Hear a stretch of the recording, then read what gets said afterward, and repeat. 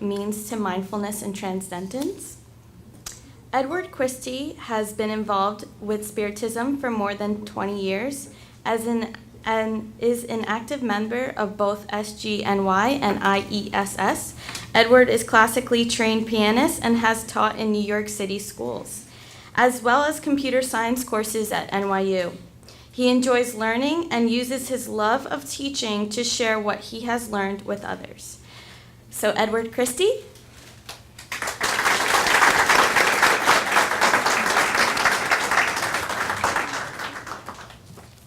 Good afternoon. I always get a lift when I come to New Jersey and think, I'm in the Garden State. I mean, what a great nickname for a state. The Garden State makes you think of flowers and fountains and winding paths and springtime. I live in New York. Does anyone know what the nickname of New York is? No. Empire State. We do not live in an empire. I mean, it's very disappointing to think that. That's why I'm so happy to come here. But my parents loved baseball, and I always loved wordplay. So I got the idea to call New York the Umpire State. But again, since I'm not a big fan of baseball, that was hardly a consolation for me either. I have been a big fan of music for my whole life, and I'm really happy to be sharing a talk today about music, because we don't often get a chance to talk about music. And so it might not be obvious to us how music can help to deepen our interior life. You know, for most of us, or for some of us anyway, music is just pretty sounds that fill the silence, or rhythmic noises to dance to. It's part of many events. It's part of birthdays and graduations and wedding ceremonies. It's heard at sporting events, at religious ceremonies, and also at political rallies, which we know about too, right?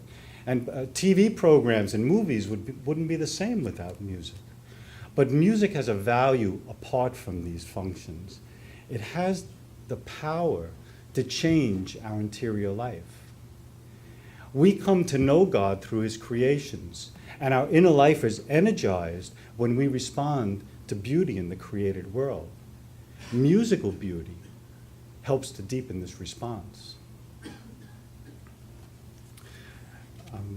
A deep interior life means that we have found connection between ourselves and others, and this is fundamental to creating a harmonious and peaceful world. You know, we need help to develop this connection, because otherwise we'd be very tempted to think that our everyday, ordinary, workaday life is all that there is.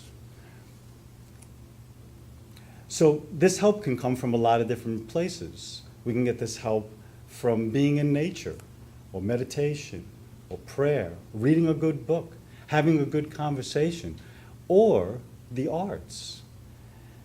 So using the work of Wolfgang Mozart, let's look at how music can help to deepen our interior life and our connection to each other. Before we turn to Mozart's music, let's take a moment to look at Mozart the man. He was born in Salzburg, Austria, a little over 250 years ago, in 1756. His father, Leopold, was a professional musician working for the city of Salzburg. And he gave Wolfgang and his older sister, Marianne, music lessons at a young age. Leopold's career was not really successful. And when he saw how talented Wolfgang and Marianne were, he decided to make his children into his career. And so when Wolfgang was 7, the family left Salzburg for a grand tour of Europe. They stopped at 88 cities, performed for royalty, and turned Mozart into the prodigy that we know him today. He wrote his first symphony at 8 years old. In today's system, he would have been in the 2nd grade. And he had his first operatic success at 13. He could write out a piece of music he had fully composed in his head while he drank champagne punch and listened to his wife tell him funny stories. His music has an otherworldly beauty to it that seems to exist in an alternate reality, a musical paradise. In 1858, some 70 years after his death, it was discovered that Mozart had dictated a piano work to the medium Mr. Brian d'Argoval, the composer of Ivan the Terrible and the Swordbearers, which we know had at least one performance.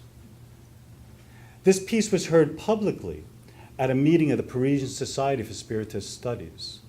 The pianist Miss D. Devan, a pupil of Chopin's, played a piano work that Mozart had written during his lifetime, followed by the newly composed piano sonata. These works were played back to back, and those present confirmed the similarity of styles that the two pieces shared. To reproduce what was heard at that meeting of the Society, let's listen to a short work that Mozart wrote a year before he died, followed by the newly composed piano work that he dictated to Mr. d'Argoval. And as we listen, just pay attention to the effortless, song-like shape of the melody and how the sounds seem to float, and the beauty of the music presented with emotional restraint and elegance.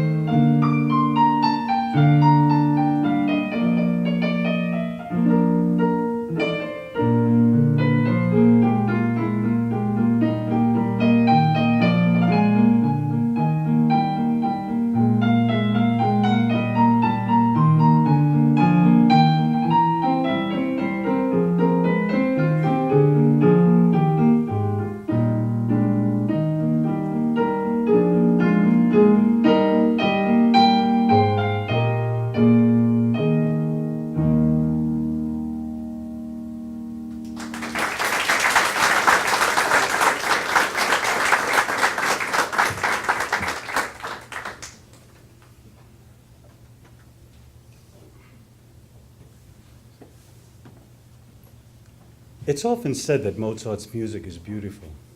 Some go so far as to say his is the most beautiful music of any composer. Peter Tchaikovsky said, Mozart is the highest, the culminating point that beauty is achieved in the sphere of music. Albert Einstein, himself an amateur violinist, said, Mozart's music is so pure and beautiful that I see it as an inner reflection of the beauty of the universe itself. Franz Schubert said, what a picture of a better world you have given us, Mozart. And Antonin Dvorak simply said, Mozart is sweet sunshine. What is beauty in music? 3 statements that we make about God is that God is all truth, all goodness, and all beauty. When we're present to God, we're present to truth, goodness, and beauty in our life. As followers of Jesus, we seek beauty because the love he asks from us for God and neighbor make our life beautiful. When we make room for love to live in our hearts, we experience beauty. Not a sensible beauty that we see with the eyes, but an intelligible beauty that we see with the eyes of the heart. And in our desire for beauty, we turn to the arts because the focus of art is on beauty. Art brings beauty into our life, and art makes our life beautiful. It's in the experience of beauty that our dual nature is joined. Beauty reaches us through the senses, but it's not the senses that enjoy beauty. Rather, our senses perceive beauty, and our intelligence and imagination responds to beauty. Art that unites our dual nature appeals to both our senses and our intelligence, and it is in the interplay of these two by which we experience beauty. Art that appeals only to the senses is prostitution, a vulgar use of beauty for the sake of profit. For example, advertising art uses beauty to make you want to spend your money on something. Art that appeals only to our intellect has us asking questions. What is it? What does it mean? How does it work? Who's the artist? And even for some artists, how does they get away with it? These turn art into statements and facts, which give us the pleasure of knowing. But knowing is not the pleasure that you get from art, any more than knowing a list of qualities or facts about a person really explains why you love him. Excuse me. Art that brings our dual nature into harmony encourages the idea that our reason and our emotion can work together. Plato tells us that an inner harmony of our various powers is basic to living an ethical life. When we are in harmony with ourselves, we have the self-awareness needed to be in harmony with others.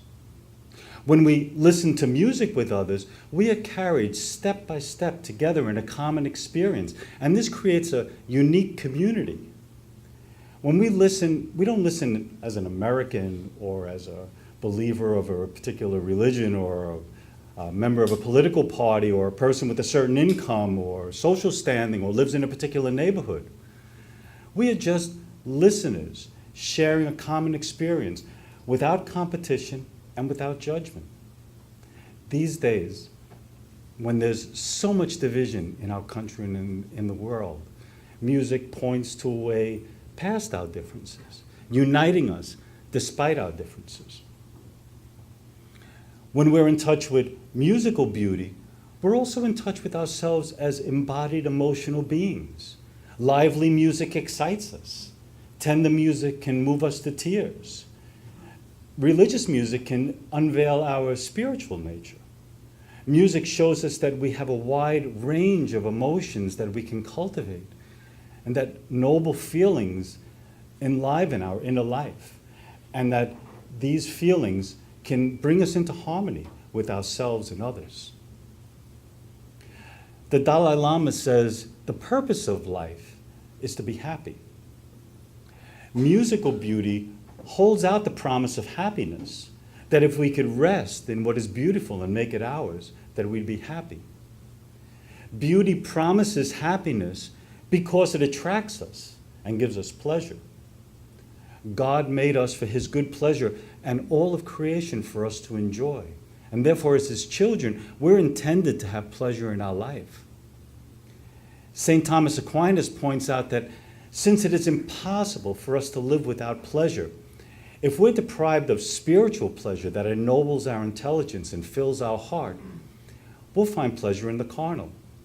Therefore, if we don't have spiritual pleasure in our life, we're going to find pleasure in those sensual pleasures that really have no substance because they soon pass and fade away. We're meant to take pleasure in substantial, lasting forms of beauty, and art can help us to do this. The goal of art is to give us pleasure in the beautiful. The deeper purpose of art is to give us spiritual pleasure by awakening us to the beauty in the created world. And perhaps the ultimate goal of art is to move us to find pleasure in the beauty of God. Each art has its own way to give us pleasure in the beautiful. When a painting is hung in a room, it changes the space in which it appears and makes it beautiful. Music, as a succession of sounds in time, make time itself beautiful. Music brings the awareness of time as a gift, one where each moment is freely given for us to use. As one moment passes, another takes its place, and our lives are renewed in an endless stream of moments. Music gives us time ordered by sound and brings the awareness of the gift of time as fundamental to the way we experience ourselves and all of life. Because we experience music in time, music reminds us that we experience life in time. Unlike a painting that can be viewed in a moment, we can't absorb a piece of music by crushing it into one sound at a single moment. To hear music, we must allow ourselves the time it takes for the sounds to unfold, and this deepens our sense of what it means to live in time. We mature through time, and like listening to music, this maturity requires an inner stillness, patience, and reflection. Our everyday experience of time is as of past, present, future, of a ribbon of time extending out infinitely behind us and in front of us, as time is something to be saved, spent, lost, used, or wasted. This is a view that can make us think that time is getting away from us, that somehow time is passing and we have to keep up, or that we're on a schedule for our improvement and we should be better than we are by now. Music frees us from these tyrannical experiences of time and bring us into a world of rhythms and cycles of departure and return. We take pleasure in the return of something familiar. And this is reflected in the pleasure we take when we hear the return of music that we recognize. Music plays on this pleasure and brings it to our awareness. Music works with dissonance and consonance, with tension and release. In other words, cause and consequence. Musical tension is not unpleasant, but rather creates anticipation. Every moment of dissonance and tension in music points to another one of consonance and resolution. Music brings the idea that change, that is, tension and its resolution, is basic to the way that we experience life and is needed for movement and growth. In some music, especially Mozart's, wall clock time fades and we find ourselves suspended in time. The music brings us to a stillness rather than moves us forward because the sounds exist in a plane where motion is unnecessary. As we listen, we rise above our everyday self and become a different person, better than we normally are, more attuned to the world and belonging to it, rather than feeling that the world is rushing by and leaving us behind. Music at its root has three expressions: as dance, as lyric, and as procedure. And we can identify these three expressions by the way we respond to the music. We respond to dance music with our body, lyric music with our heart, and procedure music with our imagination. Dance music, whether it's the minuet, the merengue, or the macarena, gives us pleasure for its regularity and predictability. Dance music moves our body, respecting its need for balance and coordination. Music that keeps us upright and moving and doesn't surprise us so that we don't trip on our feet and fall over. Lyric music, that's songs or music that's song-like, give us pleasure for its impulsiveness and unpredictability. Lyric music moves our heart, reflecting our need to express our ever-changing emotions and to explore our experience of what those emotions might mean to us. Procedure music, music ordered with a pre-existing formula like a theme and variation or a fugue or a rondo, give us pleasure for its playfulness and its creativity. Procedure music moves our imagination, reflecting the mind's need for coherence, rationality, and reflects our resourcefulness and our inventiveness. Composers combine these three expressions into larger works. One example of this is the classical sonata, a form that Mozart would have known, in which two or three of these expressions follow each other in separate sections of music called movements. So the first movement of a sonata is procedure music, followed by a dance or a lyric movement, and ends with another procedure. The music that we listen to here is not a complete sonata, but rather has only one movement. This raises questions. What part of this sonata did Mozart give to us? What expression does this movement portray? And maybe the larger question is, after leaving us with over 150 hours of music, that's a week's worth of music. If you started listening to today, you would still be listening to his music a week from today. Why would he give us this 5-minute movement of an incomplete sonata?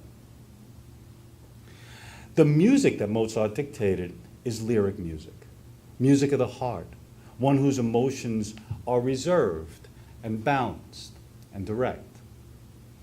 Lyric music implies music that can be sung, but music doesn't have to have words to be lyrical. In his interview in the Spiritist Review, Mozart says that he enjoys senses that we don't yet have, senses that allow him to hear all of nature as music. We rely on words to deepen our understanding, but God's words are a special revelation of his presence. God most abundantly communicates himself to us through nature. Where words are concerned with communicating information or knowledge, Mozart's music is concerned with communicating beauty, the beauty of the created world that his senses allow him to hear. The particular kind of movement or lyric music that Mozart dictated is in the form of a da capo aria, something heard in the opera house. In a da capo aria, a melody is sung, followed by a contrasting melody, after which the first melody is sung again. Mozart was a man of the theater, and writing lyric music came naturally to him. Mozart said of himself, "I am an opera composer who writes piano concerti for a living and chamber music for my friends." In his operas, Mozart set words to music in two ways. Recitative, that talking part of the opera that tells you what's going on in the story, moves the action of the story forward. And arias, where the action of the story stops and the singer gives way to his feelings. In an aria, our attention turns from the action of the story to the emotions that one of the characters is trying to let you know how he feels and working that out. What can we learn if we look at what part of the sonata Mozart dictated? Like most composers, Mozart put his compositional skill to greatest use in the first movement when our attention is the sharpest. this work that I played is not a first movement, but rather a middle movement. We can be confident in calling it this because not one of the 19 sonatas that Mozart wrote during his lifetime begins or ends with lyric music.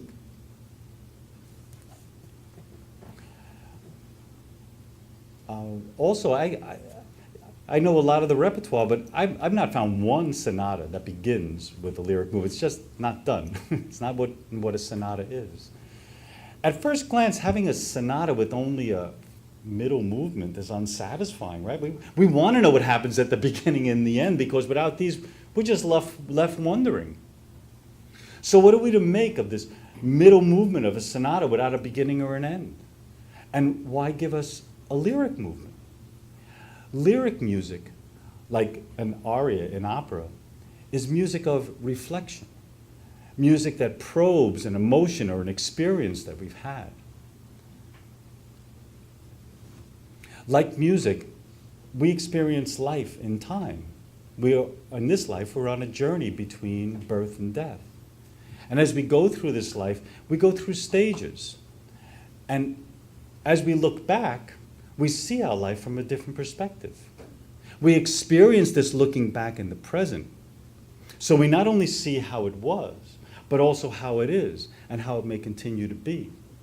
Part of our life is past and we're headed somewhere. And we experience all this in the present.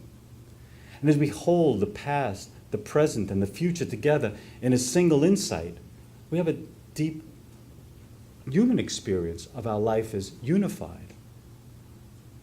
In these moments, we can take pleasure in these moments by seeing their beauty and recognizing that everything is in its proper place, just as it should be. We may not be at a point now where we can understand the true beauty in our life because we don't yet understand how our experiences or how they might have changed us. As humans, it's not given to us to know completely our beginning or our end.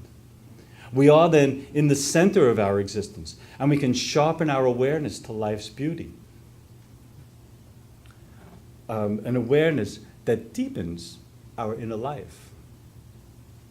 With this middle movement, Mozart's music inspires us to take heart, to have faith that we're on a journey of beauty, even if the beginning and the end aren't clear. With this aria of Without Words, Mozart's music pulls us back from the story of our life, from the forward movement and our daily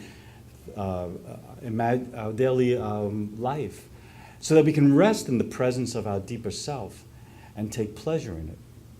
So let's listen again, once more, to this lyric music, this middle movement of a sonata without a beginning or an end. And this time, listening to what Mozart has to say to each one of us and taking pleasure in the beauty that is our life.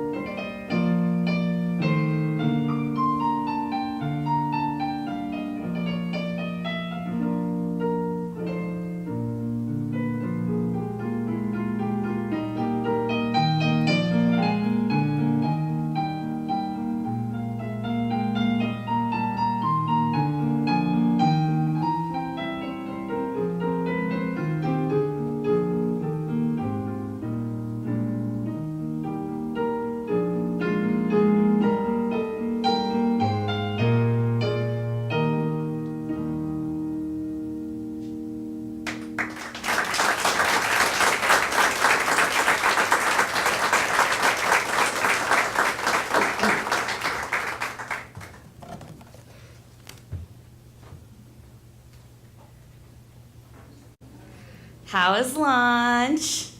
Good. I know I'm more mindful when I eat.